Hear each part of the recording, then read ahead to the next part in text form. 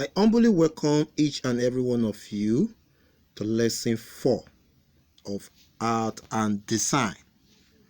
Our topic for today is frottage. Is frottage printing. Frottage printing. Frottage printing. So let's find more about frottage printing. When we talk of frottage printing is a method of rubbing, especially to rub into one surface placed upon another surface that is textured, in order to create mottled or pattern area on the first surface. So what it simply means here is that before one can make a frottage printing, you need to obtain materials which is textured, which you can feel something when you place another paper or another layer on top of it. So by having that feeling on top of the other materials, you can now take your rubbing tool and begin to rub gently on the surface of the first one. By so doing, a pattern will be created on top of the first layer. These are the basic tools needed when one want to create a frottage. Number 1, pencil, crayon, charcoal, pastel, etc.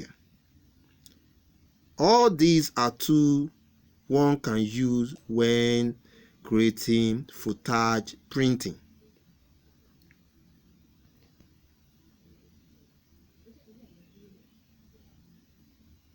These are all typical examples or typical images depicting frottage printing.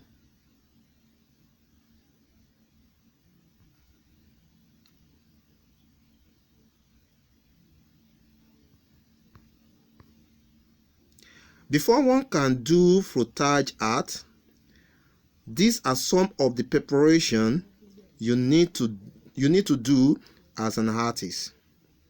Number 1, gather all the necessary tools, which include pencil, crayon, etc.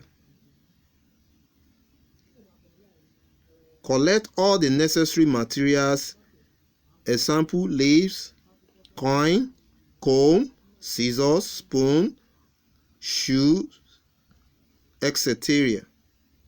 And finally, you carefully plan and arrange your work to form a nice artwork and pattern. So after collecting all these necessary materials and tools, the very next thing which you need to do is planning. So planning is needed over here in order to give you a nice pattern. Let us now watch a short video on how frottage work can be done. Using the Academy sketching pencil, I'm going to use the frottage technique. This involves actually blending the colour over an object on the paper. So I've got my leaf. I'm going to place the paper over it. Now I can just feel the leaf through the paper, and you can always check by lifting the paper up. Then using the pencil on its side again, I'm using a 6B pencil, I'm going to gently create a rubbing. You can see where the object is. Gently press firmly but gently with the flat of the pencil. You'll see the image, it's like magic, it just appears. It's a fabulous technique. There's our shape, clearly on the paper. Any marks that you have beyond the boundary, you can remove with an eraser. Alright, so this is just a simple and a short video describing how frottage work can be done.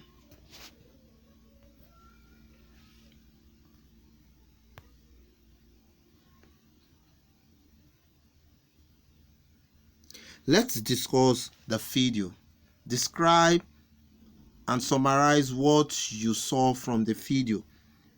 Okay, so in the summary of what we just watched, the artist first placed a leaf on a table and later placed a paper on top of this leaf by carefully filling the texture on top of the first material. The artist then used a rubbing tool to rub a surface of the paper. By so doing, she finally add a printout of leaf showing on top of the first layer. So this is how frottage work is done. But we should not forget, it is not leaf alone which can be used in this kind of work.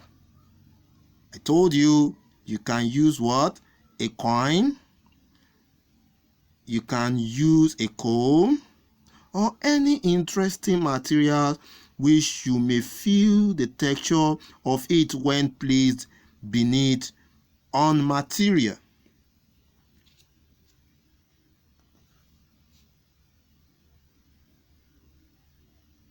Now our assignment or our homework for the day,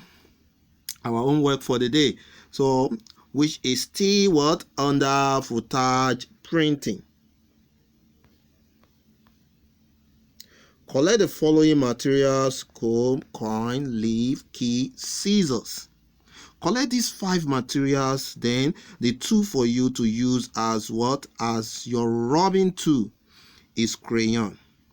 From the video, the artist used pencil, but from our own end, we are going to use crayon.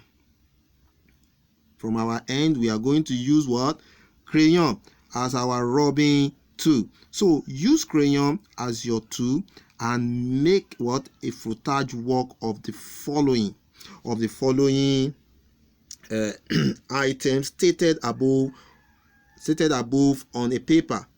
Work should be done on any of these A4 paper, your drawing book, sketchbook, white cardboard.